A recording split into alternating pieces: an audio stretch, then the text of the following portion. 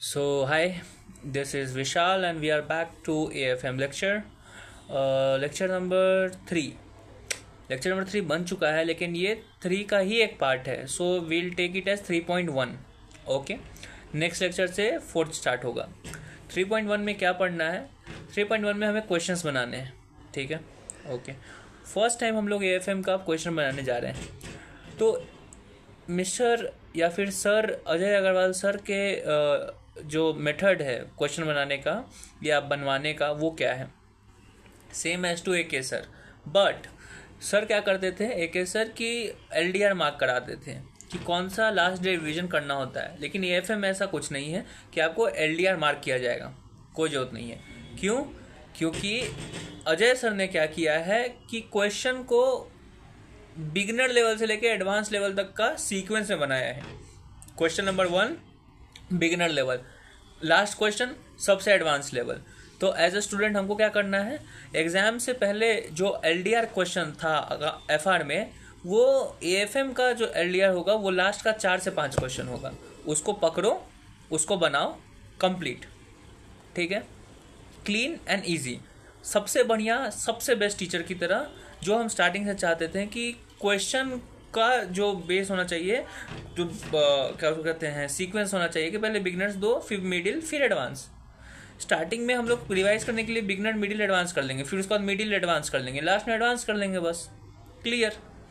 तो बस रिवीजन करना, तो पहला डिवीजन में तीनों कर लेना, दूसरा डिवीजन में मिडिल एडवांस कर लेना, और तीसरा डिवीजन में सीधा एडवांस कर लेना, और LDR और एग्जाम से जस्ट पहले सारा का सारा एडवांस बना के चले जाना. क्वेश्चन क्लियर हो जाएगा. ठीक है, ओके ब्रो, स्टार्ट करते हैं. और एक और इम्पॉर्टेंट बात इसमें, जैसे कि हम बोले कि सारा का सारा क्वेश्चन डिवाइडेड रहेगा तुमको बेस और मिडिल और एडवांस लेवल में. इसके लिए देखो, हर एक टॉपिक का अपना मिडिल क्वेश्चन होगा, अपना एडवांस लेवल होगा. तो वो कैसे किए सर? टॉपिक वाइज ही कर दिए हैं. एक टॉपिक में जैसे कि पहला टॉपिक अगर डिविडेंड बेस्ड मॉडल है, उस टॉपिक में पहला 10 क्वेश्चन दिया रहेगा. तो पहला क्वेश्चन ईजी और 10th क्वेश्चन हार्ड, और सारा क्वेश्चन टॉपिक वाइज दिया हुआ है. ठीक है, करेक्ट. तुमको कोई परेशान होने का जरूरत ही नहीं है कि इस चैप्टर में जाना है, उस चैप्टर में जाके उसको ढूंढना होगा कि इस पेज नंबर पर ये क्वेश्चन आ रहा है, कोई दूसरा पेज में दूसरा क्वेश्चन आ रहा है. Nothing like that. ओके, जो इस टॉपिक से लेकर क्वेश्चन होगा रिलेटेड, सब कुछ एक जगह कंपाइल किया हुआ है. कोई टेंशन ही नहीं. ठीक, डन. तो एग्जाम से पहले क्या करना है, जो इंपॉर्टेंट टॉपिक है जिससे क्वेश्चन आता है सबसे ज़्यादा, उस टॉपिक को देख लेना है, और उस टॉपिक का क्वेश्चन बैंक खोलो, और उस टॉपिक के पास जाओ, और वहाँ का जो एडवांस लेवल क्वेश्चन है बस वो बना लो. बस ठीक है, स्टार्ट करते हैं. पहला क्वेश्चन है क्वेश्चन नंबर 1, और टॉपिक है डिविडेंड बेस्ड मॉडल. क्योंकि अभी जस्ट हम लोग डिविडेंड बेस्ड मॉडल पढ़े हैं कि what is dividend based model. It is an approach to find the value of the security. Security का वैल्यू फाइंड करने के लिए हम लोग का एक अप्रोच है जिसको कहते हैं डिविडेंड वैल्यू अप्रोच. दूसरा अप्रोच है जिसको कहते हैं अर्निंग बेस्ड मॉडल. ठीक है, अभी हम लोग डिविडेंड बेस्ड मॉडल पे बात कर रहे हैं. ठीक है, ओके. तो डिविडेंड बेस्ड मॉडल का पहला क्वेश्चन है कि ABC लिमिटेड मेंटेन करता है growth rate 10%. Growth rate 10%. Company has paid dividend at the rate 3 पर शेयर. जैसे ही तुमने अभी देखा कि पेड लिखा हुआ है, PAID, पेड, तो दिमाग में आ जाना चाहिए कि ये जो डिविडेंड दिया हुआ है वो D0 है, वो पेड हो चुका, वो D0 है. अभी पिछले लेक्चर में इसी कहते हैं कि अगर पेज है या पेड है तो मान लेना कि वो D0 है, या फिर अगर इनकम स्टेटमेंट में दिया हुआ है तो वो D0 है. लेकिन अगर ना ही पेज है, पेड है, या फिर इनकम स्टेटमेंट में है, तो सीधा का सीधा वो जनरली क्या होता है, D1 होता है. ठीक है, तो देखो ये पेड है तो ये D0 है. Okay. Rate of return on market portfolio, market rate of return कितना है, 12%. रिस्क फ्री रिटर्न कितना है, 8%. बीटा कोएफिशिएंट कितना है, 1.5%. 1.5. कैलकुलेट क्या करना है आपको, कैलकुलेट करना है expected rate of return using CAPA model and equilibrium price पर share using dividend growth model. 2 question है. पहला question required rate of return निकालो, KE, और दूसरा क्वेश्चन है कि market price of share, that is intrinsic value तुमको निकालना है. ठीक है, ओके. कैसे निकालें भाई? सबसे पहला चीज़ हम लोग सिक्योरिटी वैल्यूएशन में यही तो सीखे, देखिए अगर कोई भी चीज़ का तुमको वैल्यू करना है, तुमको पता करना हो कि तुमको रिटर्न कितना चाहिए, उसी को कहते हैं KE, कॉस्ट ऑफ इक्विटी, या फिर rate of return, required rate of return. तो उसका फॉर्मूला हम लोग CAPM अप्रोच से क्या सीखे थे, risk free plus market risk premium, that is RM minus RF, और उसका multiply beta, RF plus beta bracket RM minus RF. Okay, BODMAS rule से इसको क्लियर करना है। तो जब R A minus R F करोगे 12% माइनस 8%, फिर उसको मल्टीप्लाई करोगे 1.5% से, फिर 10 ऐड करोगे तुम उसको इससे क्या उसको कहते हैं 8% से, तो तुम्हारे पास आंसर आ जाएगा 14% का K E, that is required rate of return. पहला क्लियर हो गया। दूसरा क्या था, तो दूसरा पार्ट है क्वेश्चन का जहाँ पे इक्विलिब्रियम प्राइस पर शेयर निकालना है। इक्विलिब्रियम प्राइस पर शेयर का मतलब क्या होता है, intrinsic value using dividend growth model.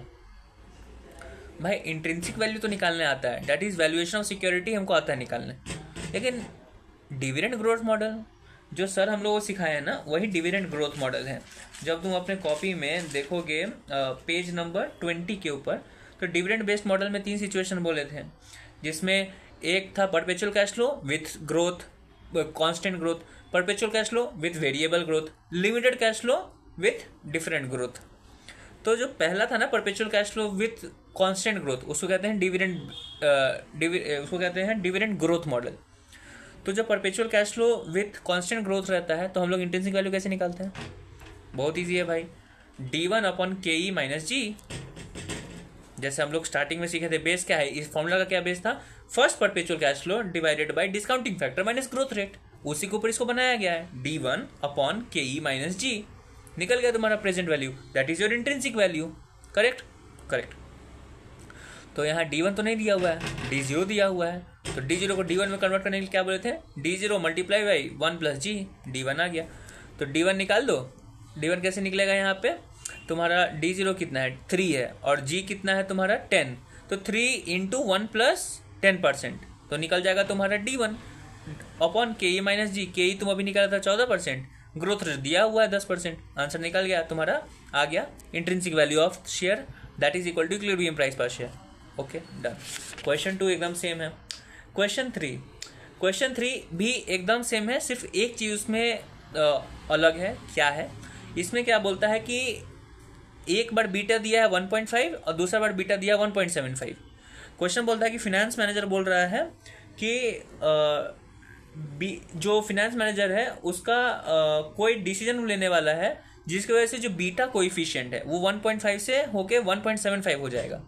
तो क्वेश्चन पूछता है कि फिनेंस मैनेजर अगर डिसीजन नहीं लेता है तो उस कंपनी का सिक्योरिटी वैल्यू क्या होगा, और अगर डिसीजन ले लेता है तो अब कंपनी का सिक्योरिटी का वैल्यू क्या होगा। तो बस वही निकालना है। कैसे निकालते हैं, डिविडेंड ग्रोथ मॉडल से निकालते, क्योंकि परपेचुअल कैश फ्लो है और कांस्टेंट ग्रोथ रेट है, क्योंकि ग्रोथ रेट देखो सीधा 7% दिया है, और परपेचुअल कैश फ्लो इसलिए है क्योंकि देखो वो कुछ बोला नहीं है कि ये जो अथी है इक्विटी है वो कभी हम लोग बंद कर देंगे या बाय बैक कर लेंगे, परपेचुअल कैश फ्लो है, ठीक है, या फिर बोल रहा है कि हम सेल कर देंगे शेयर, ऐसा कुछ नहीं है। तो perpetual cash flow with constant growth rate है, तो वैसे निकाल दो। वैसे तुमको D1 अपन के ई माइनस जी करने के लिए तुमको के ई चाहिए होगा, उसका भी आंसर दिया हुआ है क्वेश्चन में, वैसे तुम निकाल देना अपना। के ई कैसे, रिस्क फ्री रिटर्न दिया हुआ 9% और मार्केट रेट ऑफ रिटर्न 13%, के ई निकल जाएगा, वैसे निकाल देना, 3 भी बन जाएगा। क्वेश्चन नंबर 4, इसमें क्या है, ये भी सेम है, इसमें कुछ खास नहीं है, लेकिन कुछ पॉइंट है जो तुमको दिमाग में रहना चाहिए। क्या कि पहला बात, पेड और डिविडेंड है, तो पेड से तो D0 हो गया, दिमाग में रहना चाहिए। 4 में भी देखो पेज था, वो D0 था, 4 में नहीं, क्वेश्चन 3 में पेज था तो D0, क्वेश्चन 4 में पेड है तो भी D0, पेज पेड D0 होता है। लेकिन बोला है कि फेस वैल्यू दिया हुआ है, क्वेश्चन में फेस वैल्यू दिया हुआ है शेयर का, तो क्या जरूरत है तुमको, क्या वो क्वेश्चन बनाने में हेल्प करता है, नहीं भाई। इक्विटी शेयर का फेस वैल्यू तुम्हारे कोई काम ही का नहीं है अभी, क्यों कोई काम का नहीं है, हमको कोई मतलब ही नहीं है। D1 अपन के माइनस जी में कहाँ लगता है फेस वैल्यू, कोई फॉर्मूला में भी नहीं लगता है, कोई भी चीज़ लगा लो उसमें भी फेस वैल्यू का कोई काम नहीं आता है। फेस वैल्यू का सिर्फ एक काम होता है, क्या, फेस वैल्यू का सिर्फ ये काम होता है कि जब डिविडेंड का रेट दिया हुआ है तो तुम डिविडेंड का अमाउंट निकाल पाओ, कि ये तो तुमको पता है, नॉर्मल सा चीज़ है कि डिविडेंड जो होता है वो फेस वैल्यू पे दिया जाता है, कभी भी मार्केट वैल्यू पे नहीं दिया जाता है। करेक्ट बात, याद करो सर, एक एग्जांपल दिए थे कि एक कंपनी है MRF शायद, जिसका शेयर प्राइस लाखों में चल रहा है, लेकिन वो डिविडेंड कितना परसेंट देती है, वो डिविडेंड देती है पूरा का पूरा 100%। क्यों दे देती है, क्योंकि उसका फेस वैल्यू ही 10 रुपया का है। 100% भी अगर दे देगी डिविडेंड, क्या हो जाएगा, कुछ नहीं होगा, डिविडेंड पे आउट रेशियो अगर 100% भी है, डजंट मैटर। Correct, okay. और जैसे अगर बोलता है कि 100%, तो 100% of what, 100% of face value, ठीक है, ओके। एक और चीज़ है जो इसमें बेमतलब का दिया हुआ है, जो अभी काम करनी है, क्या? Current market price of share. Current market price of share से हमको क्या मतलब है? हमको तो इंट्रिंसिक वैल्यू निकालना होता है, जो एक्चुअल वैल्यू है। करेंट मार्केट प्राइस तो फेयर वैल्यू है, हमको एक्चुअल वैल्यू निकालना है। तो करेंट मार्केट प्राइस क्यों दिया हुआ है? लॉजिक बताते हैं। हम लोग इंट्रिंसिक वैल्यू निकाल दिए। क्यों निकाले? क्योंकि हमको चेक करना है कि क्या इस शेयर को खरीदना है कि नहीं। कैसे चेक करते हैं? पहले उसका एक्चुअल वैल्यू निकाल दिए, इंट्रिंसिक वैल्यू निकाल के, और फिर देखते हैं मार्केट में क्या रेट पे चल रहा है। अगर कम रेट पे चल रहा होगा और मेरा इंट्रिंसिक वैल्यू ज़्यादा है तो हम लोग उसको खरीद लेंगे। तो सिर्फ कंपेयर करने के लिए दिया हुआ है कि करेंट मार्केट प्राइस क्या है। It is given for making decision whether to purchase, sell और होल्ड। Okay, done. क्वेश्चन 5। क्वेश्चन 5 क्या है? वो भी एकदम ईजी है, कुछ खास नहीं है, लेकिन इसमें दो बात ध्यान में रखना है। क्या? पहला एक नया चीज़ है जिसको कहते हैं इन्फ्लेशन प्रीमियम। अब तुम सोचो कि क्वेश्चन बोलता है कि अगर क्या होगा इक्विलिब्रियम प्राइस पे, इंट्रिंसिक वैल्यू में क्या चेंज आएगा अगर मार्केट में इन्फ्लेशन बढ़ जाता है, इन्फ्लेशन प्रीमियम बढ़ जाता है 2% से, तो क्या होगा? बाप रे बाप, बहुत टेंशन वाला बात है भाई। क्या होगा? बताते क्या होगा। इन्फ्लेशन प्रीमियम का सर लिखवाए हैं आंसर कि it is directly proportional to the required rate of return. The KE is page number 26 पे आओगे जहाँ आंसर दिया हुआ है कॉपी में। The KE is required rate of the KE, sorry फिर से बोल रहे, the KE that is required rate of return is directly proportional to inflation premium. मतलब अगर इन्फ्लेशन मार्केट में हो रहा है, अगर इन्फ्लेशन 10% से बढ़ रहा है तो मेरा रिक्वायर्ड रेट ऑफ रिटर्न भी 10% से बढ़ेगा। अगर महंगाई बढ़ेगा तो हमको भी रिक्वायर्ड, मेरा जो रिक्वायर्ड रेट है जो हम चाहते हैं वो भी 10% से बढ़ेगा। दैट मीन्स अगर इन्फ्लेशन प्रीमियम है, मतलब इन्फ्लेशन अगर बढ़ रहा है तो हमारा रिक्वायर्ड रेट ऑफ रिटर्न भी बढ़ेगा, और वो डायरेक्टली प्रोपोर्शनल। ये नहीं कि वो ज़्यादा बढ़ेगा ये कम बढ़ेगा, नहीं, दोनों सेम हिसाब से बढ़ेगा। तो अगर इन्फ्लेशन बढ़ रहा है 2% से तो हमारा रिक्वायर्ड रेट ऑफ रिटर्न भी 2% से बढ़ जाएगा। हमारा भी कुछ क्वेश्चन में रिक्वायर्ड रेट ऑफ रिटर्न था पहले 13.8%, तो नया रिक्वायर्ड रेट ऑफ रिटर्न क्या आ जाएगा? वो होगा 15.8%, सीधा 2%। ओके, तो जब नया रिक्वायर्ड रेट ऑफ रिटर्न आएगा तो नया इंट्रिंसिक वैल्यू आएगा। वही तो पूछ रहा है, what would be the equilibrium price change, equilibrium price change if there is an inflation premium. तो फिर से नया वैल्यू निकालना होगा, नया KE तो नया इंट्रिंसिक वैल्यू। एक और बात जो तुमको याद रखना है, समझना है इस चीज़ में, ये जो क्वेश्चन नंबर 2 ABC दिया हुआ है, तीनों अलग अलग क्वेश्चन है। उसको रिलेट मत करना कि इन्फ्लेशन प्रीमियम उसी चीज़ का बढ़ रहा है, उसी का ग्रोथ रेट हो रहा है, उसी का बीटा बढ़ रहा है। नहीं, एक बार बोला कि इन्फ्लेशन प्रीमियम बढ़ा तो क्या वैल्यू होगा। फिर दूसरा क्वेश्चन क्या बोल रहा है? एक्सपेक्टेड ग्रोथ रेट अगर बढ़ जाता है 3% से तो तुमको फिर से KE निकालना है। दिमाग में रखना कि KE 15.8% हो गया, नहीं, वो अलग चीज़ था, उसके लिए अलग वैल्यू निकला। इन्फ्लेशन प्रीमियम बढ़ा तो क्या वैल्यू होगा, अगर इन्फ्लेशन प्रीमियम ना बढ़ के एक्सपेक्टेड ग्रोथ रेट अगर बढ़ जाता है तो क्या होगा। तो सब अलग अलग क्वेश्चन है, ठीक है, डन। 6 नंबर क्या है? 6 नंबर भी कुछ खास नहीं है। क्या है? Growth model of this estimated 5%। देख लेते हैं क्वेश्चन नंबर 6 कुछ खास है क्या? क्वेश्चन 6 में कुछ नहीं है, कुछ खास नहीं है, ठीक है। आप क्वेश्चन नंबर 7 पे आ जाओ, ठीक है। इसमें क्या बोल रहा है? हाँ, इसमें क्या सीखने वाला है? ये भी नॉर्मल क्वेश्चन है। इसमें सीखने वाला क्या है? सीखने वाला ये है कि इसमें दिया हुआ है तुमको मार्केट रिस्क प्रीमियम। याद करो, हम तुमको बताए थे कि RM माइनस RF अगर एक शब्द में कहा जाए तो उसको कहते हैं मार्केट रिस्क प्रीमियम। एक होता है जो अभी जस्ट हम लोग पढ़ रहे थे, जैसे इससे पहले अगर पढ़ रहे थे कहीं पे average market return, question number 4 पे देखोगे तो एवरेज मार्केट रिटर्न दिया हुआ है 15%। वो एवरेज मार्केट रिटर्न है, वो RM है। लेकिन अगर सीधा बोलता है मार्केट रिस्क प्रीमियम और तुमको RF नहीं दिया हुआ है तो तुम्हारे दिमाग में क्लियर होना चाहिए, RF बोल रहा है, RM नहीं दिया हुआ है तो तुम्हारे दिमाग में क्लियर होना चाहिए कि जो मार्केट रिस्क प्रीमियम है that is equal to RM minus RF। ये दिमाग में रखना, ठीक है।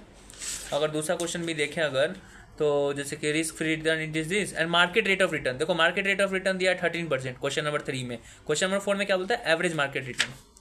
फिर उसके बाद क्वेश्चन नंबर 1 में क्या बोलता है? Market has observe this. तो अलग अलग बात बोलेगा, ये सब सुन लिया ना, इसको कहेंगे हम लोग RM। जब RM दिया हुआ अलग से, लेकिन अगर RM नहीं दिया अलग से तो मार्केट रिस्क प्रीमियम मतलब होता है RM माइनस RF। अगर मार्केट रिस्क प्रीमियम अगर बोलता है that is RM minus RF, उसको RM मत मानना, ठीक है, डन। क्वेश्चन 7 के बाद क्वेश्चन 8 में कुछ नहीं है, 9 में कुछ नहीं है, 9 में भी कुछ नहीं है, ठीक है। डिसीजन ओवर प्राइस, हाँ इजी है, सिर्फ कंपेयर करना है तुमको। क्वेश्चन नंबर 10 पे आ जाओ। क्वेश्चन नंबर 10 है इंपॉर्टेंट, वो थोड़ा सा करता है दिमाग को मिक्स। क्या है क्वेश्चन नंबर 10? क्वेश्चन नंबर 10 में तुमको दिया हुआ है इनकम स्टेटमेंट, ठीक है। अब इनकम स्टेटमेंट जब दिया हुआ है तो इससे तुमको पूरा का पूरा क्या कैलकुलेट करवा रहा है, ये सब कैलकुलेट कर रहा है, तुमको बोल रहा है इनकम स्टेटमेंट ही खुद से बनाओ। ये खुद इनकम स्टेटमेंट नहीं दिया है, डेटा दिया है, तुमको इनकम स्टेटमेंट बनाना है। इनकम स्टेटमेंट क्या होता है? Sales minus COGS is equal to gross profit, that is equal to operating profit, फिर उसके बाद माइनस तुम्हारा ऑपरेटिंग एक्सपेंस, फिर आएगा तुम्हारा ये क्या उसको कहते हैं एबिटा, एबिटा से फिर इंटरेस्ट, वो बनाना होगा तुमको, ठीक। Calculate it sustainable growth rate, तुमको ग्रोथ रेट भी निकालना है। जी, fair price of company share using dividend discount model, तुमको इंट्रिंसिक वैल्यू भी निकालना है। व्हाट इज योर ओपिनियन, और तुमको खरीदना चाहिए कि नहीं इस प्राइस पे, वो भी तुमको दिया हुआ है। सब कुछ तुमको दिया हुआ है, तुमको क्या बोलते हैं, तुमको सब कुछ निकालने के लिए दिया हुआ है। तो कैसे निकाल, शांत बैठो, निकल जाएगा। तुम पहले बनाना है इनकम स्टेटमेंट। इनकम स्टेटमेंट बनाने के लिए पहला जो चीज़ है उसमें क्या करना है, दिमाग में लगाना जाता है। क्या इनकम स्टेटमेंट जैसे बनता है, पहले वो पूरा का पूरा स्टेटमेंट बना दो। इनकम स्टेटमेंट कैसे बनता है? Sales minus COGS minus expense, तो आ जाएगा तुम्हारा अबिटा, उसमें से इंटरेस्ट, फिर उसके बाद EBT, फिर टैक्स, फिर ऐसे करके पूरा स्टेटमेंट बना दो और सारा वैल्यूज़ खाली रखो, ठीक है। अब हमको वैल्यूज़ निकालना होगा। वैल्यू कैसे निकालेंगे? देखो बहुत सारा चीज़ इसमें दिया हुआ वैल्यू निकालने के लिए।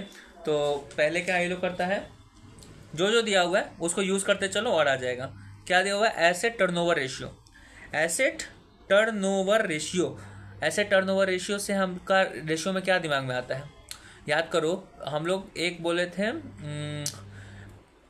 इसको याद करने का तरीका क्या बोलते थे कि अगर टर्नओवर है, अगर टर्नओवर है तो एक मिनट, हाँ, तो क्या किए थे फॉर्मूला याद करो कि हम टर्नओवर को और प्रॉफिट रिलेटेड रेशियो को, एक था प्रॉफिट रिलेटेड रेशियो, एक था टर्नओवर रिलेटेड रेशियो, हम दोनों का फॉर्मूला, दोनों में सेल्स जरूर आता था, एक में डिनोमिनेटर में, एक में न्यूमरेटर में। तो उसको याद करने का तरीका क्या बोले थे, याद करते हैं भाई।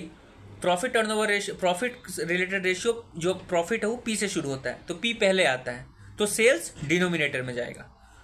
PQRST, टी बाद में आता है, तो टर्नओवर रिलेटेड जो भी रेशियो आएगा वो सेल्स न्यूमरेटर में जाएगा। उल्टा है, P पहले आएगा तो सेल्स डिनोमिनेटर में, T लेट से आता है तो उसका न्यूमरेटर में, ठीक है।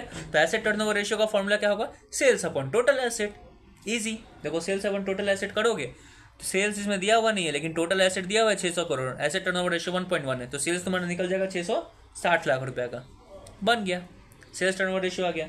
उसके बाद तुमको क्या करना है, ये तो हम अभी सिर्फ बताते जा रहे हैं कि कैसे कैसे क्वेश्चन बन रहा है। इसको बनाने का तरीका में जो मेन इंपॉर्टेंट चीज़ है वो हम पहले तुमको बता दे रहे हैं क्या है। इसमें तुमको ऑपरेटिंग कॉस्ट का अमाउंट निकालना इंपॉर्टेंट है, वो कैसे निकलेगा वो इंपॉर्टेंट है, वो समझते हैं, ठीक है। बात करते हैं हम लोगों को ऑपरेटिंग प्रॉफिट रेशियो इसमें दिया हुआ है, कहाँ पे है, हाँ देखो ऑपरेटिंग मार्जिन है। ऑपरेटिंग मार्जिन का मतलब क्या होता है? Operating profit ratio, profit related ratio है, तो सेल्स यहाँ क्या आ जाएगा? डिनोमिनेटर में। ऑपरेटिंग मार्जिन रेशियो कितना है? 10%। ऑपरेटिंग मार्जिन रेशियो का फुल फॉर्म क्या होता है? ऑपरेटिंग मार्जिन का क्या उसको कहते हैं, फॉर्मूला क्या होता है? सेल्स डिनोमिनेटर में और ऑपरेटिंग प्रॉफिट न्यूमरेटर में। तो operating profit upon sales is equal to operating margin या ऑपरेटिंग प्रॉफिट रेशियो। सेल्स हमारे पास अभी 660 निकाले हैं और रेशियो दिया हुआ है, तो इससे हमारा ऑपरेटिंग प्रॉफिट आ जाएगा। तो ऑपरेटिंग प्रॉफिट कितना आ रहा है? ऑपरेटिंग प्रॉफिट आ रहा है 66। ऑपरेटिंग प्रॉफिट किसको कहते हैं? जो operating revenue minus operating expense, तो ऑपरेटिंग प्रॉफिट। ऑपरेटिंग रेवेन्यू क्या होता है? Gross profit. ग्रॉस प्रॉफिट में से अगर ऑपरेटिंग एक्सपेंस निकाल दोगे तो ऑपरेटिंग प्रॉफिट आ जाएगा, दैट इज EBIT। तो वो तुम्हारा EBIT आ गया। Okay done, correct. तो अभी मेरे पास आ गया EBIT। हमको ऑपरेटिंग प्रॉफिट पता है, लेकिन तुम तो बोलो भाई ऑपरेटिंग कॉस्ट निकालना सीख रहे हैं, सिखा रहे। सुनो, एक और इसमें रेशियो दिया हुआ है, उस रेशियो का नाम है ऑपरेटिंग रेशियो। ऑपरेटिंग रेशियो और operating profit ratio, operating margin, दोनों में डिफरेंस है। ऑपरेटिंग रेशियो कॉस्ट के बारे में बात करता है और ऑपरेटिंग प्रॉफिट रेशियो या फिर ऑपरेटिंग मार्जिन प्रॉफिट से रिलेटेड बात करता है। तो ऑपरेटिंग रेशियो का फॉर्मूला क्या होता है? ऑपरेटिंग प्रॉफिट का रेशियो, ऑपरेटिंग रेशियो का फॉर्मूला होता है operating expense plus interest divided by, no not operating expense plus interest, COGS plus operating expense. भाई ऑपरेटिंग का बात करें, इंटरेस्ट तो नॉन ऑपरेटिंग है, तो COGS plus operating expense divided by sales करोगे तो ऑपरेटिंग रेशियो आ जाएगा। तो ऑपरेटिंग रेशियो हम लोगों को इसमें नहीं दिया हुआ है, लेकिन उसको ढूंढना पड़ेगा। क्यों भाई, क्यों ढूंढना पड़ेगा बताते हैं, लॉजिक है उसका। लेकिन हम लोग बिना फॉर्मूला यूज किए हुए ऑपरेटिंग रेशियो निकाल सकते हैं, बिना COGS plus expense divided by operating profit divided by sales किए हुए हम लोग बिना ये फॉर्मूला यूज़ किए हुए ऑपरेटिंग रेशियो निकाल सकते हैं। कैसे? ऐसे मेरे भाई कि ऑपरेटिंग जो रेशियो होता है, operating ratio that is expense का, how much expense is there out of sales, that is called operating ratio. And operating profit ratio is equal to how much profit is there out of sales. तो अगर हमको ये पता है, अगर 100 रुपये का सेल्स है और उसमें प्रॉफिट अगर 10 का है, तो पता है हमको कि ये ऑपरेटिंग एक्सपेंस कितना है, 90 का। तो अभी हम ऑपरेटिंग मार्जिन निकालें, ऑपरेटिंग प्रॉफिट रेशियो पता है हमको, वो 10% है। तो ऑपरेटिंग एक्सपेंस कितना, ऑपरेटिंग रेशियो कितना होगा, 90%। बस ऑपरेटिंग एक्सपेंस रेशियो निकल गया, ऑपरेटिंग रेशियो निकल गया। हाँ भाई निकल गया, लेकिन क्यों निकाल रहे हो? अभी तो बोले थे कि वो इंपॉर्टेंट है ऑपरेटिंग एक्सपेंस का अमाउंट निकालना। ठीक है, तो ऑपरेटिंग कैसे निकालोगे भाई? अभी फॉर्मूला तुमको बताया था कि ऑपरेटिंग रेशियो का फॉर्मूला होता है COGS plus expense, operating expense divided by sales into 100। Correct, okay. Sales हमारे पास है, ऑपरेटिंग COGS का वैल्यू हमको नहीं पता है, ना एक्सपेंस का हमको वैल्यू पता है, लेकिन सेल्स का वैल्यू पता है। और ऑपरेटिंग रेशियो कितना है वो पता है, ऑपरेटिंग रेशियो 90% है, सेल्स इतना है। तो COGS plus expense divided by sales is equal to operating ratio. Operating ratio पता है, सेल्स पता है, मल्टीप्लाई करो तो इस दोनों का वैल्यू पता चल जाएगा। COGS प्लस ऑपरेटिंग एक्सपेंस का वैल्यू आ गया, कितना वैल्यू आया, 594 लाख। करेक्ट। इनकम स्टेटमेंट में जाओ, इनकम स्टेटमेंट में जाओ, सेल्स आया हुआ है तुम्हारे पास EBIT भी आया हुआ है। सेल्स और EBIT के बीच में क्या आता है, sales minus COGS gross profit minus operating expense, तब आता है EBIT। तो तुम्हारे पास ऑपरेटिंग एक्सपेंस और इसका क्या उसको कहते हैं, ऑपरेटिंग एक्सपेंस और COGS मिला हुआ है, दोनों को मिला के 594 है। तो सेल्स माइनस 590 करोगे तो EBIT आ जाना चाहिए। करके देखो, 660 माइनस 594 करोगे तो अपने पास तुम्हारे पास EBIT 66 आ जाएगा। मैच कर गया, EBIT तक हमारा स्टेटमेंट बन चुका है। ओके, EBIT के बाद अब इजी हो गया। EBIT के बाद क्या होता है, हमको इंटरेस्ट माइनस करना होता है। इंटरेस्ट किस में से माइनस होता है, EBIT से। कितना इंटरेस्ट माइनस होता है भाई, जो इंटरेस्ट लिया उतना ही माइनस होता है। तो इंटरेस्ट मतलब जितना लोन लिए उसके ऊपर इंटरेस्ट। तो हम लोन कितना लिए हैं, इसमें लोन कहाँ है, हम लोग 8% डिवेंचर लिए हैं, मतलब 8% इंटरेस्ट। 10% का बॉन्ड भी लिए हैं, वो भी लिए हुए हैं। और कुछ लोन लिए हुए हैं क्या, नहीं, कोई लोन नहीं है। तो ठीक है भाई, तो 8% डिवेंचर है तो 125 लाख का है, तो उस पर 8%, 10% बॉन्ड है तो उस पर 50 लाख का 10%, तो 5 लाख, और उसके बाद 125 इंटू 8%, निकल गया तुम्हारा इंटरेस्ट अमाउंट। नहीं, इसमें एक ट्रिक है। क्या? इसमें देखो इफेक्टिव इंटरेस्ट रेट दिया हुआ है, इफेक्टिव इंटरेस्ट रेट EIR, याद आया? EIR क्यों दिया जाता है? EIR एक कंप्लीट वर्जन होता है इंटरेस्ट का। ये सब तो सिर्फ कूपन रेट है, transaction amount, discount amount, cost amount वो सब इंक्लूड नहीं है। तो EIR इसमें दिया हुआ है। ओके, हम लोग फिर EIR यूज़ करेंगे, ना कि जो उसका कूपन रेट है वो। तो हम लोग क्यों भाई, ये FR थोड़ी है, उसका भी लॉजिक है। सर यहाँ पे जो 8% डिवेंचर है वो कब इशू किया गया है, वो middle of the year issue किए हैं, end of the year issue किए हैं, कब इशू किए हैं पता ही नहीं है। तो कैसे तुम उसको पूरा साल का उसको इंटरेस्ट दे सकते हो? ये जो 10% बॉन्ड है वो 2021 में इशू किया गया है, तो हाँ वो पूरा साल रहा होगा, मान सकते हैं, लेकिन जरूरी है कि पूरा साल रहा था? खत्म हो सकता है कि उसमें नहीं रहा होगा। कंफ्यूजन है ना? तो कुछ नहीं करना है, EIR का जब भी रेट दिया हुआ इनकम स्टेटमेंट तो सीधा EIR का यूज़ करना, दिमाग लगा के रखो। देखो स्टार मार्क वहाँ पे बना के दिए हुए हैं, ठीक है। Use this if given in question, अगर EIR दिया हुआ है तो सिर्फ उसको यूज करो। And ignore other interest rate given separately for different securities. तुमको घंटा मतलब नहीं है डिफरेंट कूपन रेट से, जब EIR दिया हुआ है बस। EIR कितना परसेंट दिया हुआ है तुमको, 8%। तो 8% ऑफ 125 प्लस 8% ऑफ 50, 125 प्लस 50 का 8% निकालो, वही तुम्हारा इंटरेस्ट अमाउंट है। निकाल के दे दो, वो तुम्हारा इंटरेस्ट हो गया। तो EBIT में से उतना इंटरेस्ट माइनस कर दो, तब आ जाएगा क्या, EAT, that is net profit. उसमें से फिर तुमको टैक्स माइनस करना है। टैक्स कितना है, 40%, तो उतना टैक्स माइनस कर देना 40%, तो तुम्हारा आ जाएगा कितना, सॉरी EBIT में से इंटरेस्ट क्या, तो EBT आएगा, फिर टैक्स माइनस करना तो आ जाएगा EAT। Correct correct. EAT का सबसे पहले किसको दिया जाता है, प्रीफरेंस डिविडेंड। यहाँ प्रीफरेंस वाले के पास कुछ है ही नहीं, बोला ही नहीं है, तो हम लोग सीधा देंगे इक्विटी वाले को।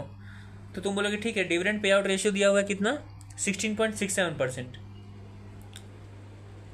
तो क्या 16.67% पे तुम डिविडेंड दे दोगे?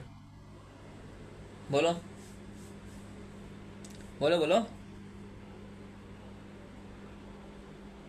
हाँ भाई दे देंगे, क्या प्रॉब्लम है, बोल तो रहा है डिविडेंड पे आउट रेशियो पे देना है। तो डिविडेंड पे आउट रेशियो किस पे निकलता है, तब तुम्हारे दिमाग में आना चाहिए। याद करो क्या बोले थे, जो पे आउट रेशियो होता है, क्या तुमको बोले थे या नहीं? हाँ बोलोगे ना, बेसिक्स में समझाए थे कि पे आउट आएगा तो पे आउट कैलकुलेट किया जाता है अर्निंग्स के ऊपर। अगर डिविडेंड का कूपन रेट है तो वो फेस वैल्यू के ऊपर, अगर यील्ड दिया हुआ है तो मार्केट प्राइस के ऊपर। Correct, without confusion. तो तुमको डिविडेंड पे आउट रेशियो निकालना है। डिविडेंड पे आउट रेशियो दिया हुआ है, तुमको डिविडेंड पे आउट निकालना है। किस पे निकलेगा? अर्निंग्स पे। अर्निंग्स कितना है हमारा? अर्निंग्स हमारा EAT है 31.2 लाख। 31.2 लाख का 16.67 निकालोगे तब तुमको आंसर वैल्यू आएगा कितना डिविडेंड पेड का? 5.2 लाख। तो डिविडेंड पेड 5.2 लाख चला गया। ठीक है, अब तुम्हारे पास आएगा रिटेन अर्निंग 26 लाख का। Okay done. इनकम स्टेटमेंट जो था पहला पार्ट वो बन गया। कैसे बना? सेल्स कैसे निकला? सेल्स हम लोग निकाले एसेट टर्नओवर रेशियो से। फिर इसके बाद COGS प्लस एक्सपेंस कैसे निकाले? ऑपरेटिंग रेशियो से और ऑपरेटिंग प्रॉफिट रेशियो यूज करके। ठीक है, उसके बाद सब तो अपना निकालते चला गया। EIR से इंटरेस्ट निकाल दिया, टैक्स कुछ करना नहीं था। अब दूसरा क्वेश्चन क्या बोल रहा है कि हमको ग्रोथ रेट यूज बना कैलकुलेट करना है। जी ये भाई अब जी कैसे निकाला? अभी तो तुम सिखाया नहीं है। हम लोग याद करो, लेकिन इंटरमीडिएट में सीखे थे। याद करो याद करो। 1 - BR एक वॉल्टर मॉडल था, गॉर्डन मॉडल था, उसमें BR मल्टीप्लाई कर देते थे तो ग्रोथ रेट आ जाता था। B का वैल्यू होता था रिक्वायर्ड रेट ऑफ, B का वैल्यू होता था रिटेन्ड अर्निंग, और R का वैल्यू होता था रिटर्न ऑन इक्विटी। तो retained earning minus retained earning into rate of equity minus return on equity minus BR। B का फॉर्मूला, B का मतलब होता है रिटेन्ड अर्निंग, R का फॉर्मूला वैल्यू होता है, R का मतलब होता है रिटर्न ऑन इक्विटी। तो रिटेन्ड अर्निंग को अगर मल्टीप्लाई करोगे रिटर्न ऑन इक्विटी से तो तुमको आ जाएगा ग्रोथ रेट। ये कैसे हुआ उसका लॉजिक समझाते हैं। क्या है लॉजिक उसका? उसका लॉजिक क्या है? देखो भाई, अगर कंपनी के पास दो ऑप्शन होता है, या तो वो रिटेन अर्निंग रखे, जैसे कि हमारे क्वेश्चन में 26 लाख का रिटेन अर्निंग है, 5.2 लाख का डिविडेंड पे आउट है, तो कंपनी क्या कर सकती थी कि पूरा 26 + 5 दैट इज 31.2 लाख का वो रिटेन अर्निंग, वो क्या उसको कहते हैं, रिटेन कर सकती थी, एक भी डिविडेंड नहीं देती। या फिर वो क्या कर सकती थी कि वो पूरा का पूरा 31.2 लाख डिविडेंड पे आउट कर सकती थी। लेकिन कंपनी ने कुछ रख लिया, कुछ रख लिया और कुछ डिविडेंड दे दिया। क्यों? देखो बताते हैं। अगर कंपनी कुछ पैसा अपने पास रखती है तो उस पैसे को फिर से बिजनेस में इन्वेस्ट करती है, जिसकी वजह से कंपनी ग्रो होगा। Correct, very good. As an investor तुम कंपनी से क्या मांगते हो? एज एन इन्वेस्टर हम कंपनी से ढूंढते हैं कि हमारा रिटर्न कितना है ऑन इक्विटी। हम इन्वेस्टर हैं तो हम इक्विटी में इन्वेस्ट किए हैं, तो हमारा रिटर्न ऑन इक्विटी क्या है? तो हो सकता है कि मेरा रिटर्न ऑन इक्विटी 10% है। करेक्ट। अगर कंपनी रिटेन अर्निंग अपने पास 26 लाख ना रख के, अपने पास रिटेन ना करके वो हमको अगर दे देती, तो हम अपने बिजनेस में लगा के कितना ग्रो, अपने पास पैसा रख के हम कितना उसको ग्रो कर पाते। जो हम रिटर्न ऑन इक्विटी मेरा जो हमको चाहिए था कंपनी से, वो हम उससे पैसा लेने के बाद उतना हम उस पैसे पे कमा लेंगे। क्लियर एग्जाम्पल है। अगर वो पैसा कंपनी के पास है और वो कंपनी से वापस पैसा ले लेते हैं, तो ये तो श्योर है कि जो कंपनी हमको ग्रोथ रेट दे रही थी उतना तो हम खुद ले लेंगे। तो कंपनी से वापस लिया हुआ पैसा और उसको मल्टीप्लाई करो ग्रोथ रेट से, तो पता उस मल्टीप्लाई करो तो रिटर्न ऑन इक्विटी से, जो हम उस कंपनी से चाहते थे, उसको मल्टीप्लाई करोगे तो ग्रोथ रेट समझ में आ जाएगा। वही कंपनी कर रही है, वो तुमको ना पैसा देकर अपने पास ही रख रही है और उतना रिटर्न ऑन इक्विटी दे रही है, तो that is equal to growth rate itself. Correct. तो ग्रोथ रेट का फॉर्मूला क्या होता है? BR, that is retained earnings multiplied by retained earning नहीं, रिटेन अर्निंग का रिटर्न अर्निंग परसेंटेज या rate multiplied by return on equity. जब करोगे तो तुम्हारे पास आंसर आ जाएगा। जब यहाँ करेगा तो देखो यहाँ पे रिटर्न ऑन इक्विटी नहीं दिया हुआ था, तो रिटर्न ऑन इक्विटी निकालना पड़ रहा है। रिटर्न ऑन इक्विटी का फॉर्मूला क्या होता है? Return on equity. Return on equity पे क्या रिटर्न मिलता है भाई? हमको डिविडेंड मिलता है, या फिर वो तो अलग चीज़ है, डिविडेंड पे आउट रेशियो। वो रिटर्न ये क्या कहते हैं, रिटर्न ऑन इक्विटी क्या होता है कि हमारे शेयर के ऊपर कितना पैसा बन रहा है। तो earning available to equity share holder divide, वो अवेलेबल है, वो हमारा टोटल रिटर्न ऑन इक्विटी होता है। उसमें से डिविडेंड पे आउट रेशियो निकलता आता है। टोटल 100 रुपया अर्निंग था, उसमें से 5 रुपया का डिविडेंड पे आउट है, वो डिविडेंड पे आउट अलग है। टोटल ये क्या कहते हैं, रिटर्न ऑन इक्विटी क्या होता है? ईटेश, that is earning available to equity share holder divided by share capital. तो वैसे करके निकालोगे तो तुम्हारे पास आंसर आ जाएगा। यहाँ जो शेयर कैपिटल है वो कितना दिया हुआ है, देखो शेयर कैपिटल तुम्हारा दिया हुआ है कितना, 100 का। सिर्फ 100 का नहीं है, उसमें 300 भी तुमको ऐड करना होगा। क्यों? रिजर्व एंड सरप्लस भी तो तुम्हारा इक्विटी शेयर कैपिटल में ही आता है, उसी में दिखता है। तो प्लीज़ इसको याद रखना, ये भूल जाओगे। तो 100 + 300 करोगे, वैसे करके आंसर आ जाएगा तुम्हारा रिटर्न ऑन इक्विटी। तब अपना आराम से तुम्हारा ग्रोथ निकल जाएगा, ग्रोथ रेट।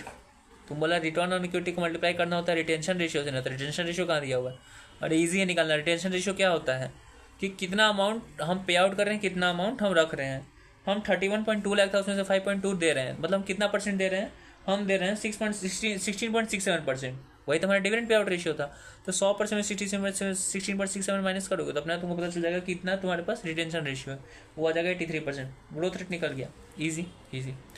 फिर क्या था third, calculate the fair price.